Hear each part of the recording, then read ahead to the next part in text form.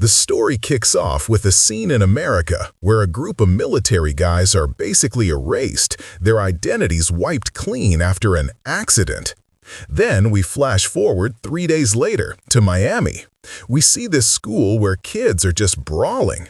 A teacher runs in and breaks it up. During the chaos, a teacher named Jenny gets into it with Juan, who's the leader of a gang called the KOD. It gets heated, and Juan actually threatens to kill her. After that, Jenny goes to the principal, Claude, to report Juan. But Claude basically blows her off, saying he can't do anything without proof. Later, as Jenny is walking home, Juan and his buddies corner her and start harassing her. She manages to get away and make it back to her apartment. In the elevator, she runs right into her boyfriend, Smith. Jenny is totally thrilled to see him. Jenny asks him what he's doing here. Isn't he supposed to be on some secret mission?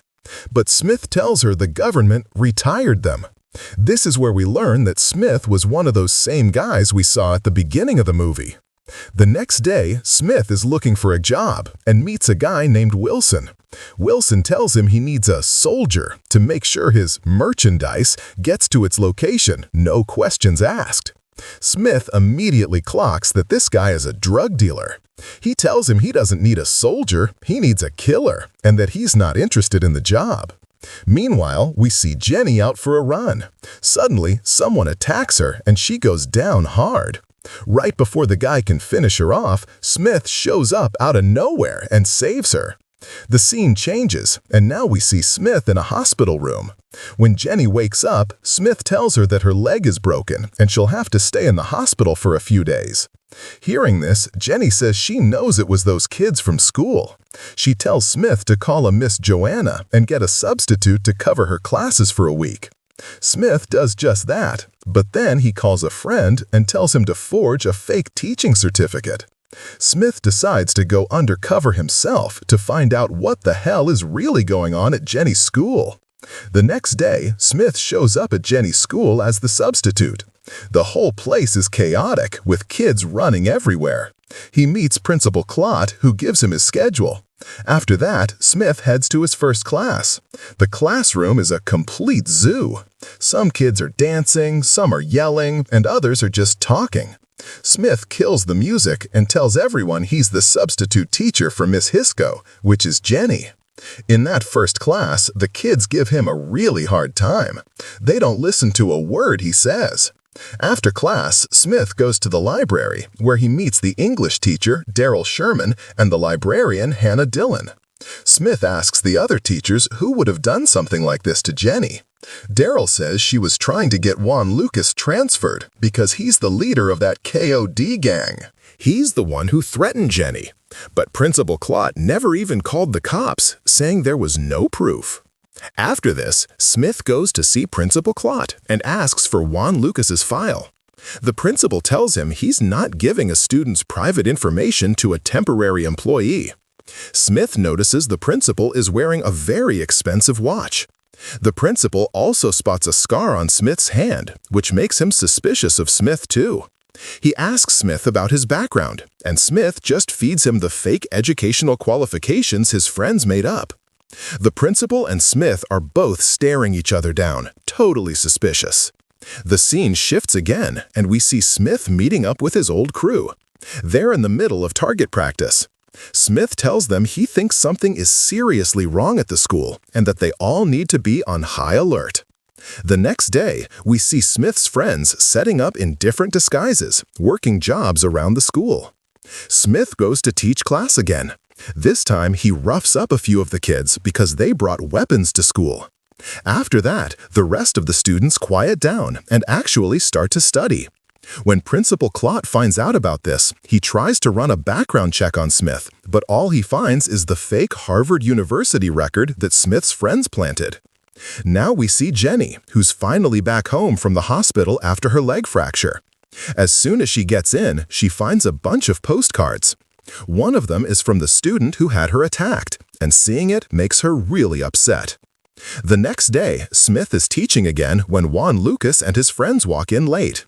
Smith makes Juan write "I'm sorry" on the blackboard 100 times. Smith handles the kids really well, and they actually start to get drawn in by what he's saying. They're all slowly starting to like him. Next, we see Principal Clot and Juan scheming about something, but Smith finds out about it. After school, Juan and a few of his guys come to kill Smith. Smith sees them coming and ducks into the library. There, one by one, he throws them all out the window. Suddenly, one of the guys manages to fire a shot at Smith. But Smith is fine. He was wearing a bulletproof vest.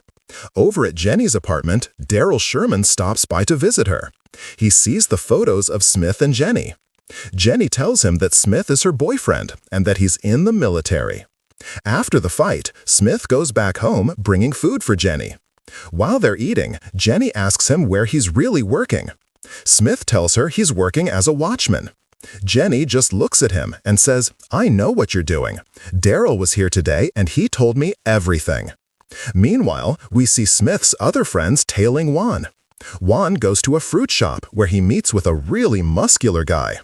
This is the same guy who attacked Jenny at the beginning. Juan gives him a package and they both go their separate ways. Back at the apartment, Smith tells Jenny that the problem at the school isn't just Juan and his gang. He thinks there are drug dealers involved. Hearing all this, Jenny gets angry and says he's spent his whole life on secret missions, so he's forgotten how to just tell the truth. All she wants is for her kids to be safe. Just then, Smith gets a call from his friend telling him he needs to come right away. The story moves on, and we see that muscular guy with another man waiting by a lake. Smith and his friend are watching the whole thing. As soon as the deal goes down, they attack, killing everyone. They find a ton of drugs and money. Smith takes the bag full of drugs and throws it into the river. The next day, the news is reporting on the shootout and the drug deal. Principal Clot is at home watching it when he gets a call from a gang member in Florida. The guy tells Clot he wants his money or he's dead. Clot scrambles to get ready and rushes to the school. When he gets there, he sees Smith making an announcement. Smith is telling the kids that the community has donated a bunch of equipment for the school, including sports gear and musical instruments. All the kids are ecstatic, and the principal realizes immediately that Smith used the drug money to buy it all. Later, there's a parent-teacher meeting at the school, so everyone is there late into the evening. A girl, Lisa, goes up to Daryl and asks if he can help her, saying some boys are harassing her outside. Daryl tells her to wait a minute. When work is done, Daryl and Lisa head outside, but they find the school is completely locked up. They try to find a way out through the basement, but as soon as they get down there, Daryl sees Principal Clot and Juan moving drugs. Seeing this, Daryl nabs Lisa and they run back toward the school. The noise alerts the principal that someone is there. He sends Juan and the other boys to check it out. Daryl quickly hides Lisa and tells her not to come out and to go find Smith later and tell him everything. Meanwhile, as Smith is driving home, a car starts chasing him. They open fire on his car and he crashes.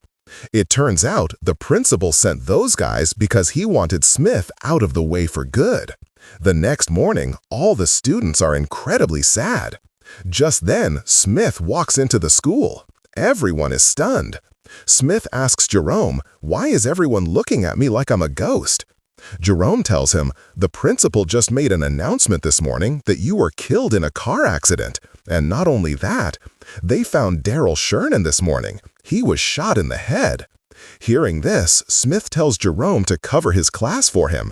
He has something urgent to take care of. Seeing Smith alive again makes the principal furious.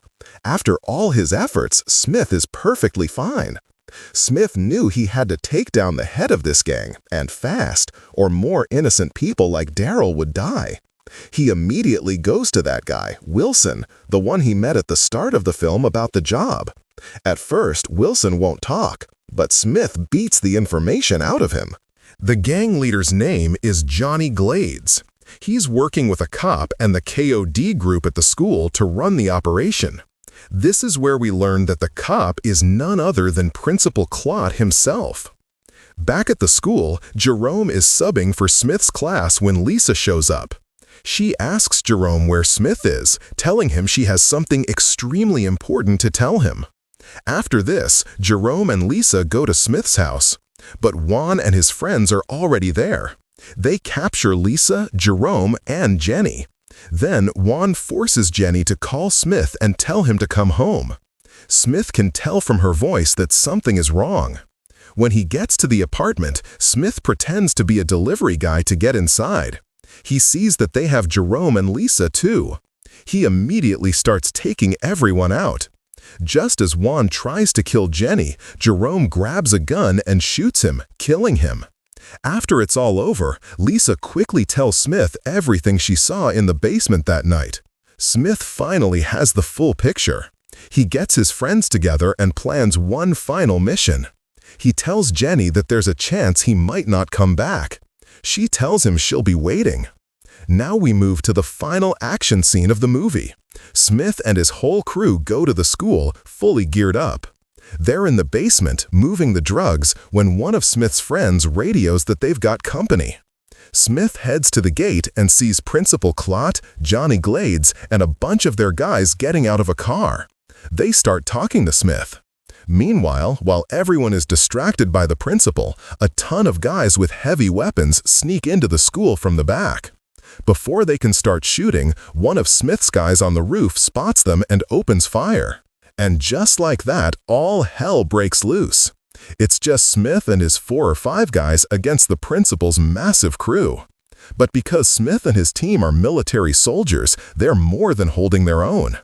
After taking out a lot of guys, Smith's team members start to fall, one by one. After a while, we see that all the explosions and gunfire have ripped open the drug packages, and drugs are scattered everywhere. Just as Principal Clot and Johnny Glades are about to kill Smith, one of Smith's friends, who's already been shot in the chest, uses his last breath to shoot Johnny Glades, and then dies. The principal asks Smith, "Who do you work for?" Smith just says, "Even if I told you, you wouldn't get it." And with that, he kills the principal too. After fighting all night, Smith walks out to the school gate. He sees one of his teammates waiting for him. Smith asks about the others. His friend just tells him, no one else made it. The two friends just talk as they walk away, heading home. And with that, our story ends. Smith, an Army soldier, just wanted to see these kids have a good future. He didn't want the place where kids go to learn to be a danger zone. That's why he decided to wipe out the drug dealing at the school. Mr. Smith really was one hell of a substitute, and he did his job perfectly. Well, that's all for this story.